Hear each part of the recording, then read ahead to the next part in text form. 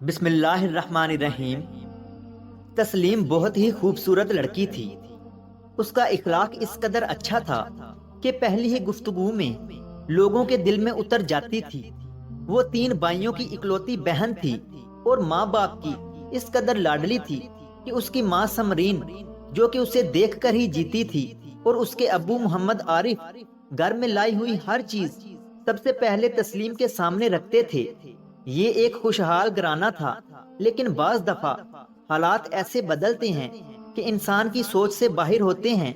کسی نے صحیح کہا ہے کہ زندگی سب سے بڑا امتحان اسی سے لیتی ہے جو زندگی کا سب سے لاڈلا ہوتا ہے۔ بلال تسلیم کی کالونی کا ایک لڑکا تھا۔ تسلیم جب بھی کالج جاتی تو وہ راستے میں آتے جاتے اسے دیکھتا تو بڑی مشکل سے دل کو سنبھالتا تھا، مگر عمر کا تقاضا ایسا ہوتا ہے کہ زندگی میں کب کوئی شخص خاص ہو جائے پتہ ہی نہیں چلتا۔ کچھ ایسا ہی حال بلال کا تھا۔ تسلیم خوبصورت اس قدر تھی کہ جو کوئی بھی اسے ایک نظر دیکھتا وہ دوبارہ بھی اسے دیکھنے کی خواہش کرتا تھا۔ وہ کسی پری سے کم نہیں تھی۔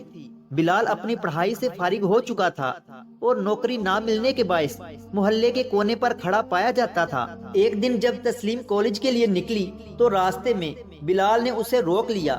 وہ بہت گھبرا گئی، لیکن بلال نے بغیر کسی پرواہ کیے 2 ٹوک الفاظ میں اس سے اپنی محبت کا اظہار کر دیا۔ دن گزرتے گئے، وہ روزانہ بلال کو راستے میں کھڑا دیکھتی اور نظر انداز کر دیتی۔ ایک دن بلال نے پھر اسے روکا اور ساتھ ہی اس کا ہاتھ پکڑ لیا۔ تسلیم کے دل کی دھڑکن تیز ہو گئی اور اس نے اپنا ہاتھ چھڑوانے کی بے حد کوشش کی، مگر بلال کی آنکھوں میں پیار تھا۔ اس نے اسے ایک بار بات کرنے کا کہہ کر نمبر پکڑا دیا اور پھر ہاتھ چھوڑ دیا۔ اب تسلیم کو بھی اسے روزانہ دیکھنے کی عادت ہو چکی تھی۔ 2 دن ایسے ہی گزر گئے، مگر بلال تسلیم کو راستے میں نظر نہ آیا تو اس کا دل بے چین ہو گیا۔ ہونا کیا تھا؟ محبت کے نامعلوم جذبات نے تسلیم کو اپنے رنگ دکھا ہی دیے۔ تیسری رات تسلیم نے بلال کو کال کر دی۔ کچھ ہی پہلو میں ہیلو کی آواز نے تسلیم کی دھڑکنیں تیز کر دی۔ پھر وہ بے ساختہ بولی کہ تم 2 دن سے کہاں تھے؟ بلال کہنے لگا کہ میں نوکری کی تلاش میں مصروف تھا۔ وہ بنا پوچھے جان گیا تھا کہ سوال کرنے والی کون ہے۔ بلال نے اسے کال کرنے کی وجہ پوچھی تو وہ کہنے لگی کہ مجھے تمہیں روز دیکھنے کی عادت ہو گئی ہے۔ دن گزرتے گئے اور محبت پروان چڑھتی گئی۔ دونوں نے ایک دوسرے کے لیے جینا شروع کر دیا۔ کوئی ایسا تہوار نہ ہوتا کہ دونوں ایک دوسرے کو کوئی تحفہ نہ دیتے۔ کال پر ڈھیروں باتیں کرنا معمول بن گیا تھا۔ ایک دن تسلیم کالج گئی اور جیسے واپس گھر آنا بھول گئی ہو۔ والدین سمیت اس کے 3 بھائی پریشان ہو چکے تھے۔ لڑکی رات بنا بتائے گھر سے باہر رہے تو گھر والوں پر کیا گزرتی ہے یہ تو بس وہی جانتے ہیں۔ انہوں نے ہر جگہ پتہ کر لیا، مگر تسلیم کی کوئی خبر نہ تھی۔ 2 دن کے بعد اس کے والد کو کال آئی کہ فلاں ہوٹل سے اپنی بیٹی کو آ کر لے جاؤ۔ جیسے وہ ہوٹل میں پہنچے تو تسلیم کو بری حالت میں دیکھ کر ان کے پیروں تلے سے زمین نکل گئی۔ تسلیم شدید زخمی تھی اور اس کے جسم پر جگہ جگہ سگریٹ کے کش لگے ہوئے تھے۔ وہ فوراً اسے ہسپتال لے گئے۔ ڈاکٹروں نے بتایا کہ تسلیم کو زیادتی کا نشانہ بنایا گیا ہے۔ اس روز بلال نے تسلیم کو کال کر کے ملنے کا کہا تھا۔ اس کے منع کرنے کے باوجود بھی بلال نے اسے منا لیا تھا۔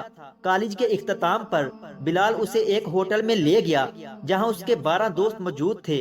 تسلیم محبت کے پردے کے پیچھے بلال سمیت 13 لڑکوں کی ہوس کا نشانہ بنی۔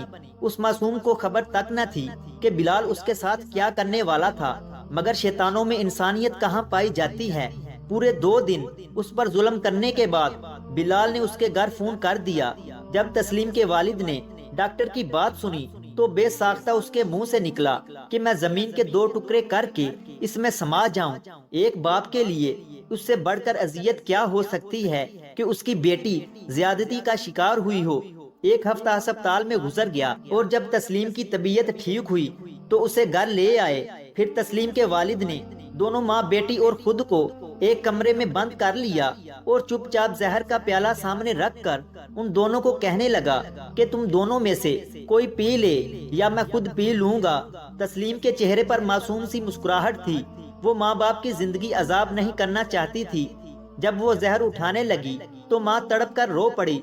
شوہر نے بیوی سے کہا کہ اگر تم نے اسے روکا تو میں خود پی کر مر جاؤں گا۔ سب مجبور تھے۔ تسلیم ایک ہی گھونٹ میں سارا زہر پی گئی اور کچھ ہی دیر میں وہ مٹی کے ڈھیر کے سوا کچھ نہ تھی۔